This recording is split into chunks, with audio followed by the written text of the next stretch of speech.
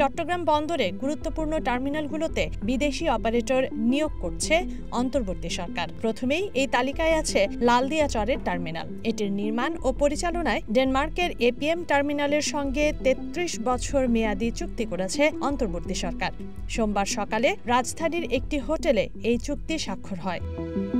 এ নিয়ে প্রধান উপদেষ্টা ডক্টর মোহাম্মদ ইউনূস বলেছেন, এই চুক্তি ডেনমার্ক ও ইউরোপের আরও একাধিক দেশের বহুমুখী বিনিয়োগের দরজা খুলে দিয়েছে। ডেনমার্কের এপিএম টার্মিনালের প্রতিনিধিদের সঙ্গে সাক্ষাৎকালে দ্রুত লালদিয়া টার্মিনাল নির্মাণের কাজ শুরুর আহ্বান জানান ডক্টর ইউনূস। বলেন, চট্টগ্রাম উপকূল রেখার বন্দরগুলোকে বিশ্বমানের করা দেশের অর্থনৈতিক প্রবৃদ্ধি ও বাণিজ্য সম্ভাবনার জন্য অত্যন্ত গুরুত্বপূর্ণ।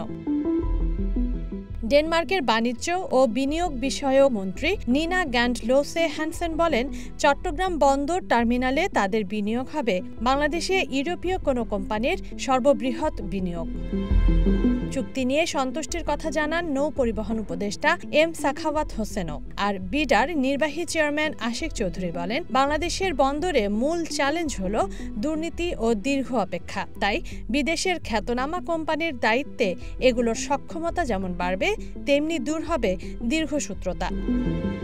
যদিও লালদিয়া চরকে বিদেশি কোম্পানির হাতে তুলে দেওয়ার অভিযোগ এনে অ্যাক্টিভিস্ট ও লেখক অধ্যাপক আনু মোহাম্মদ নিজের ফেসবুকে লিখেছেন, গোপনীয়তা, অস্বচ্ছতা আর অতিরিক্ত তাড়াহুড়ার মধ্য দিয়ে এই চুক্তি করা হয়েছে। ট্রাইব্যুনালে শেখ হাসিনার বিরুদ্ধে মামলার রায় ঘোষণার দিনেই এত বড় একটি চুক্তি করার উদ্দেশ্য নিয়েও প্রশ্ন তোলেন আনু মোহাম্মদ। দেশের বন্দরগুলো বিদেশিদের হাতে ছেড়ে দেওয়ার প্রতিবাদে বিক্ষোভ করেছে সিপিবি সহ আরও কিছু দল ও সংগঠন। চট্টগ্রামে লালদিয়া টার্মিনাল নির্মাণে ব্যয় হবে প্রায় ৬,৭০০ কোটি টাকা। ২০৩০ সালে টার্মিনালটি কার্যক্রম শুরু করতে পারবে বলে আশা করছেন সংশ্লিষ্টরা।